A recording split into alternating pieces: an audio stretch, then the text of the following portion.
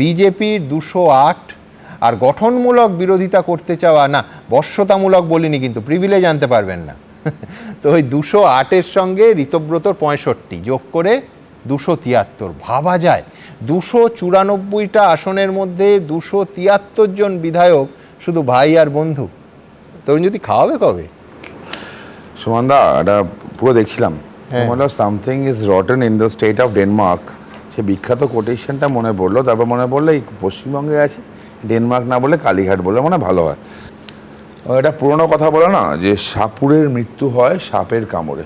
তো মমতা বন্দ্যোপাধ্যায় যেটা এতকাল করে এসছেন বিভিন্ন জায়গায়, জেলা পরিষদ হোক, পঞ্চায়েত হোক, আমাদের পঞ্চায়েতে আমরা কতগুলো পঞ্চায়েতে ছিলাম, খুব অল্প, সেটাকে হট করে লোকগুলোকে রাতেবেলা তুলে নিয়ে গিয়ে চেঞ্জ করে নিয়ে অদ্ভুত পঞ্চায়েত চেঞ্জ হয়ে গেল।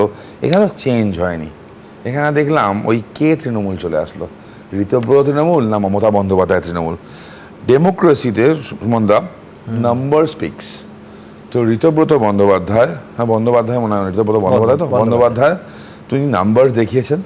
আজকে বিধানসভায় যখন উপস্থিত ছিলাম আমি দেখলাম অশোক দেব, বহু পুরনো বিধায়ক, বার কাউন্সিলের চেয়ারম্যান, আজও চেয়ারম্যান, ভদ্রলোক, বয়স্ক লোক, উনি বসে আছেন পুরনো সৈনিকের মতো। কুণাল ঘোষকেও দেখলাম, যাকে নিয়ে মেকআপ বক্স বলছেন কদিন আগে, তার ঠিক সামনেই কুণাল ঘোষ বসে আছে।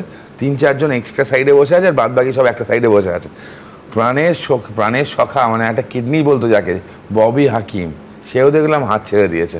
ঘণ্টাখানেক সঙ্গে সমান অনুষ্ঠানে এসে তৃণমূলের প্রতিনিধি প্রদীপ্ত মুখোপাধ্যায় মন্তব্য করেন, এই প্রথম দেখছি কোনো বিরোধী দলনেতা সরকারের দলনেতার সম্মতি ও পরামর্শক্রমে সরকারের গঠনমূলক বিরোধিতা করবেন। দোষী যে হবে ভাই সাজা দাও, কোনো অসুবিধা নেই, কিন্তু শুধুমাত্র ওই গাজর ঝোলানো, যে গাজরের কথা বলছিল, ওই দুর্নীতি হলে তার বিরুদ্ধে ব্যবস্থা নেব, কিন্তু ব্যবস্থা নিয়ে ওই কিচেন ক্যাবিনেটে, মানে চিকেন ক্যাবিনেট না, সরি কিচেন ক্যাবিনেটের বদলে চিকেন ক্যাবিনেটে ঢুকে যাচ্ছে, তা যেন না হয়। আমরা কিচেন ক্যাবিনেট কি জানতাম, স্যার জানেন এখানে যে বিরোধী দল হবে একটা পুরো সরকারের উল্টো দিকে, সরকারের প্রতিচ্ছবি হয়ে কাজ করবে, কিন্তু তার একটা সমালোচনামূলক জায়গা হবে। কিন্তু এই প্রথম দেখছি কোন বিরোধী দলনেতা সরকারের দলনেতা সরকারি এমন হবে যারা বিরোধীকে ডাকবেই না। আমি সেটাই বলছি যে সেটার একটা উত্তর আছে।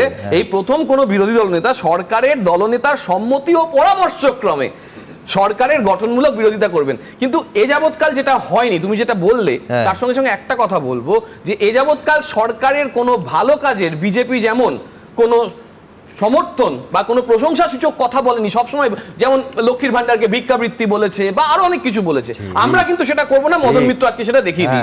এবিপি আনন্দ, এগিয়ে থাকে, এগিয়ে রাখে।